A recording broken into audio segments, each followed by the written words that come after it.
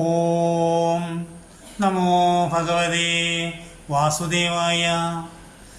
ശ്രീമദ് ഭാഗവതം ഒരു വനവാസി വേടൻ്റെ നിഷ്കളങ്ക ഭക്തിയെക്കുറിച്ചാണ് ഇന്ന് പ്രതിപാദിക്കുന്നത്. ദേവി മായാം തു കാമ സ്തേജസ് കാമോ വിഭവസും വസുകാമോ വസുരുദ്രാൻ വീര്യകാമോ അധ വീര്യവാൻ. ഹേ പരിഷത്ത് മഹാരാജാവേ, ഐശ്വര്യം ആഗ്രഹിക്കുന്നവൻ ശ്രീ ദുർഗാദേവിയെ ഭജിക്കണം. എല്ലാ ആഗ്രഹങ്ങളും ഒരു ദേവതാ സങ്കല്പത്തിൽ നിന്ന് ലഭ്യമല്ല. ഭാര്യാഭർത്താക്കന്മാർ മനസ്സുഖത്തിനായി പാർവദേവിയെ ഭജിക്കണം. സൽകീർത്തിയെ ആഗ്രഹിക്കുന്നവർ ശ്രീഹരിയെ ആരാധിക്കണം. മഹാവിഷ്ണു സമ്പത്ത് നൽകും.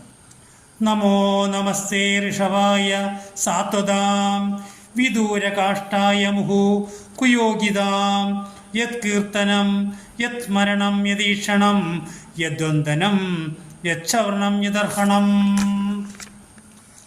ഹേ രാജാവേ, ഭക്തിയില്ലാത്തവർക്ക് എന്തുണ്ടായിട്ടും ഫലമൊന്നുമില്ല.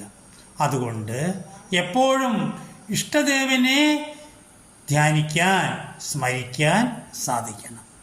ഇത്തരണത്തിൽ ശിവപുരാണത്തിൽ നിന്നും ശങ്കരാചാര്യർ ഉദ്ധരിച്ചതായ ഒരു കാര്യം ശ്രീമദ് ഭാഗവതത്തിൽ പറയുന്നുണ്ട്.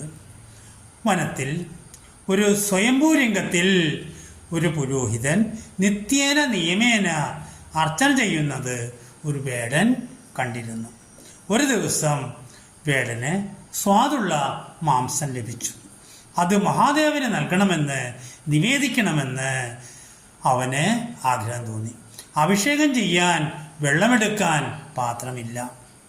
വായിൽ വെള്ളം നിറച്ച് അഭിഷേകം, കാട്ടുപൂക്കളാൽ അർച്ചന, തുടർന്ന് മാംസനിവേദ്യം, നമസ്കാരം. നോക്കിയപ്പോൾ ശിവലിംഗത്തിൻ്റെ ഒരു കണ്ണിൽ നിന്നും രക്തം വരുന്നു.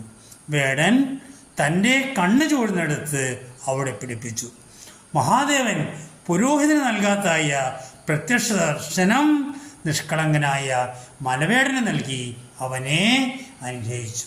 ഓം നമോ ഭഗവതേ വാസുദേവായ.